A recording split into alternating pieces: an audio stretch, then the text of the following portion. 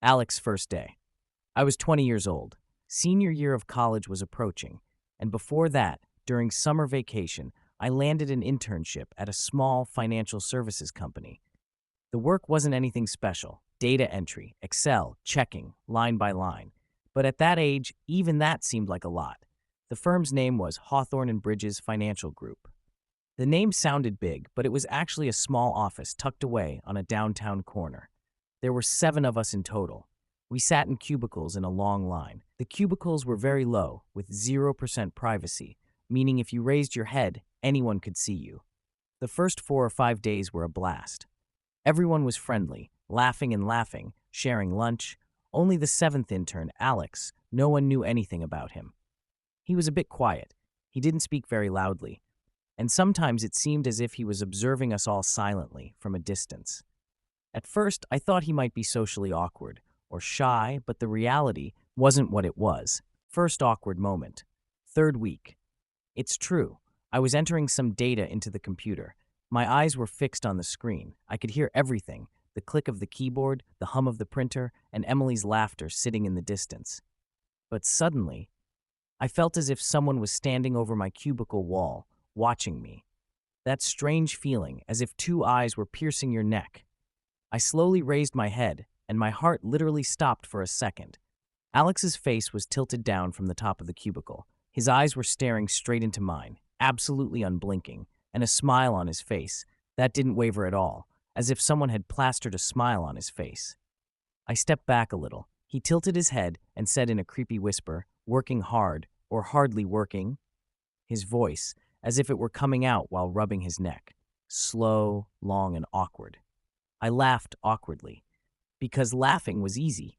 A little safe too, but he wouldn't stop smiling. For a full 7 to 8 seconds, he just kept staring at me. I said, everything okay?" He immediately, almost in shock, stood back up and walked away without a word. That day, for the first time, I felt something genuinely off about him. He just looks at you. A week later, this started happening every day. Whenever I was working quietly, a head would slowly emerge above my cubicle. First, hair appeared, then eyes, then that creepy smile. It had become routine, but the fear felt just as fresh every time. One day, Emily came up to me. Slowly, she said, "Alex looks at you in a very weird way." I asked, "You too?" He shook his head. "No, just you." He told me, "Today, when I was in the kitchen, Alex was standing there looking at your cubicle. Not at anyone else, just you." His words sent a jolt down my spine. The words he said, I got up to take a print. Alex was suddenly standing behind me, so close that his breath could touch my shoulder. I said, "What happened?" He said slowly, "You stay here late, don't you?" I was shocked, because it was true. I often worked extra hours into the evening. I asked, "Yeah, why?" He smiled. Then he said, "Don't wait, this building at night isn't what it seems." A shiver ran through my entire body. I burst out laughing. Funny. But there wasn't a trace of humor on his face. He was just serious, and scary. That night, after arriving home, I was about to fall asleep when the phone rang. Unknown number. I thought it might be a delivery person, so I picked it up. "Hello?" A few seconds of silence. Then, a voice, slow, drawn out, that same creepy tone. "Ronnie!" It was Alex's voice. "Who is this?" I was terrified. Then again, that distorted whisper, "Don't stay there, they are watching." And behind me, a faint metallic laughter like someone walking on broken metal. I literally froze.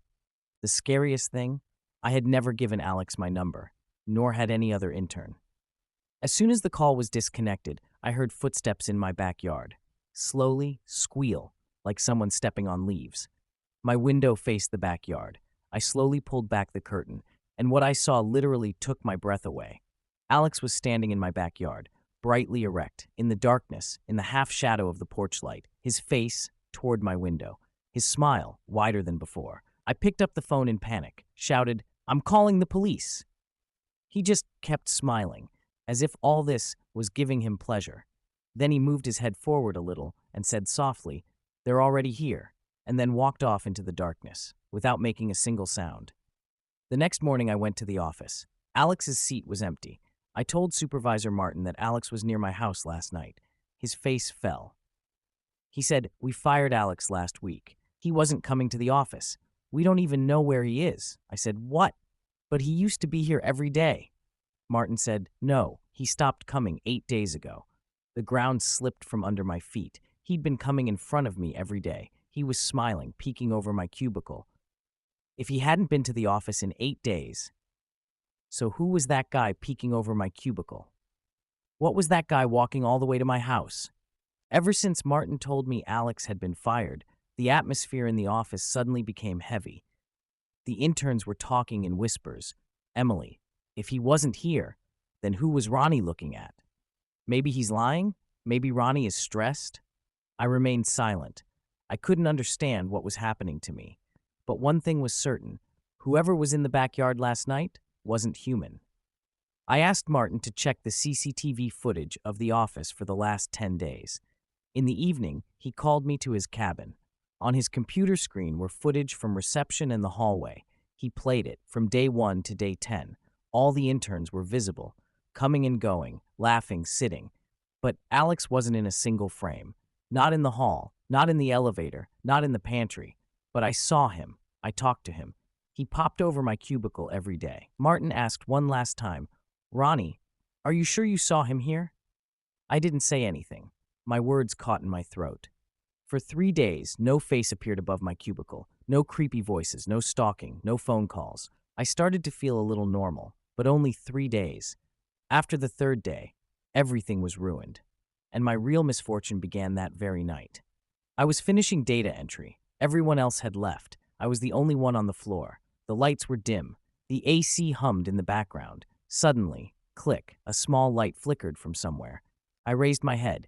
A shadow stood in a distant cubicle. I froze. Then that shadow, slowly, started coming towards me. Sure, with every step, fear was seeping into my bones. I slowly said, hello? Who is it? Shadow stopped. And then, Ronnie. I pushed my chair over and stood. The voice, it was the same, Alex's. But that figure wasn't Alex. It was very tall. Unusually tall. As if someone had stretched the body. Its head was almost touching the ceiling. I started to back away. The figure leaned over the cubicle in front of me and peeked over it exactly the way Alex did. But this wasn't human. And then its neck, before my very eyes, twisted more than 90 degrees. There was a distinct snap sound. Its eyes were now fully on me, and its mouth slowly split to my ears. The same voice again. You shouldn't have stayed. They don't like that. I ran to the window, but at that very moment, all the lights on the entire floor flickered on simultaneously, and they all went off. The entire building went dark, completely black, silent. I was alone. Or maybe I wasn't alone.